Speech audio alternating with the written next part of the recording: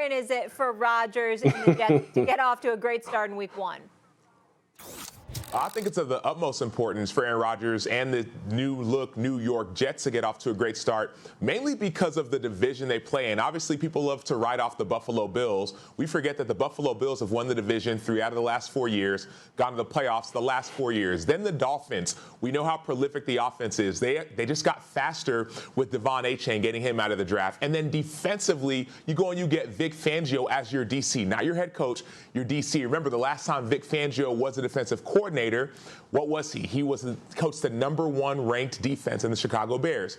And then lastly, you add Jalen Ramsey, a healthy Bradley Chubb. And so all those pieces around the Jets, if you lose early, there will be a lot of catching up to do, not to mention the fact that you want to actually build that momentum early on. And so take yourself away from the game a bit, just that one individual game, and look at the bigger picture of the division and then the AFC in its entirety.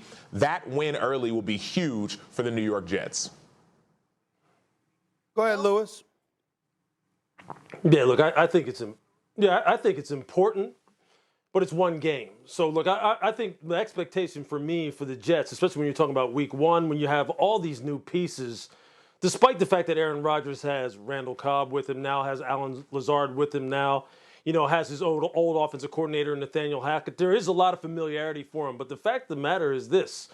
The thing that will always decide games early, middle, and late during the NFL season is offensive line play. Okay, that's the one thing that you have to be able to hang your hat on, and that's something that right now I think is going to be a work in progress for the Jets, especially early on.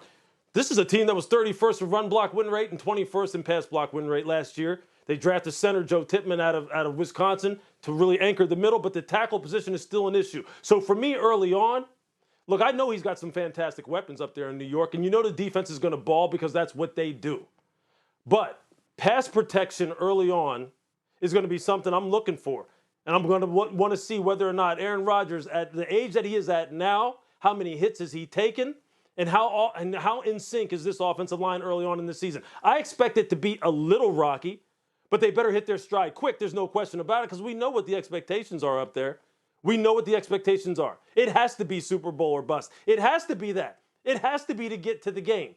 But that Week 1 matchup against Buffalo, look, we're going to see. We're going to find out some things about how this offense is going to take shape and how quickly it's going to take shape.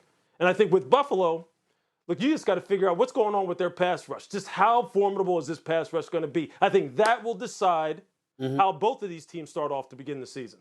Mr. Chippendales, let me tell you something. I got to ask a question before I go any further with this, man. You say they got some great weapons on the offensive side of the ball. Breece Hall is coming off an injury. We know Garrett Wilson's the offensive rookie of the year.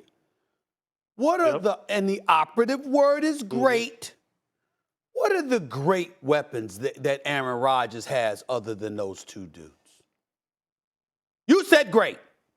Who is it? Who is it? I don't know. Did I say great? I said yes. I said he has some weapons that he's familiar with when you're talking about Randall Cobb and Alan Lazard.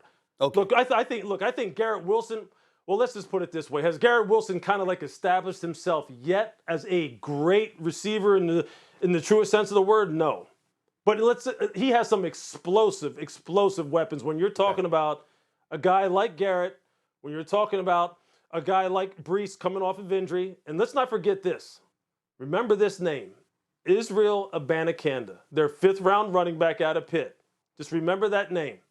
That guy is going to burst onto the scene, and he's going to take over New York. Just watch. Okay. Now, let me say this. Now that I've listened to y'all expertise, which I definitely appreciate. Miss y'all. Looking forward to talking to y'all both during the NFL season. Let me say this.